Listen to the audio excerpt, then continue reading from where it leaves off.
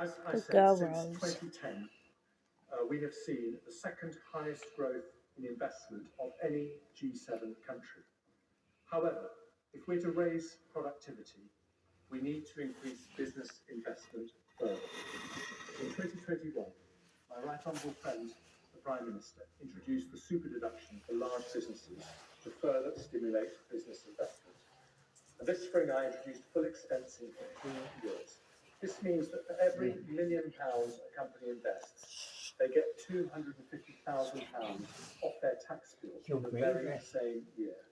The CBI, Make UK, the BCC, Energy UK, and 200 other business leaders from companies including BT Openreach, Siemens and Bosch have said that making this measure permanent would be the When she's single doing the most videos, you need to keep it transformational down. thing I could do for business investment and growth.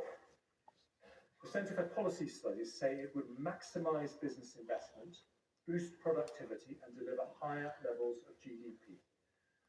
But because it costs £11 billion a year, I made clear that I would only do so when it was affordable. Well, with inflation halved, borrowing down and debt falling, today I deliver on that promise. I will today make full expensing permanent. That is the largest business tax cut in modern British history.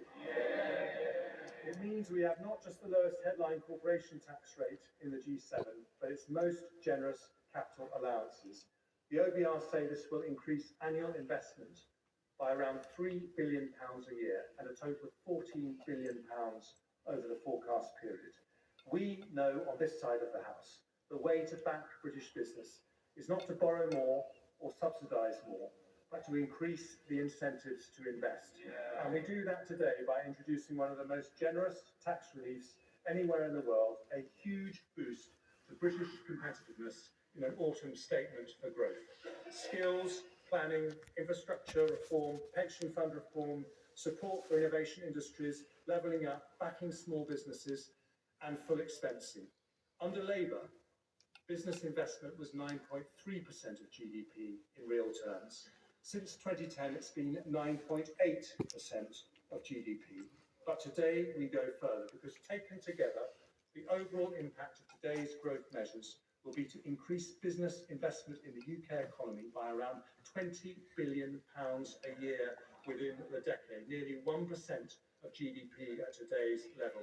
This is the biggest ever boost for business investment in modern times, a decisive step towards closing the productivity gap with other major economies, and the most effective way we can raise wages and living standards for every family in the country. Now, as well as backing business, Conservatives know you need to back the people, without whose effort no business can succeed. The entrepreneur taking risks, the builder working weekends, the nurse working nights, and the job seeker leaving benefits behind. I therefore conclude with 3 further supply-side reforms designed to improve the incentives to work in a modern, dynamic economy. And I begin with welfare, and I want to start by thanking the outstanding Work and Pensions Secretary for his help in developing these reforms. He builds on the work of my right honourable friend for Chingford and Woodford Green, who introduced universal credit. Those reforms helped reduce unemployment, which has fallen by over 1 million, but to their shame, the party opposite voted against them 30 times. Because they think compassion is about giving money, we think it's about giving opportunity. But post-pandemic, we still have over 7 million adults of working age, excluding students, who are not working, despite 1 million vacancies in the economy.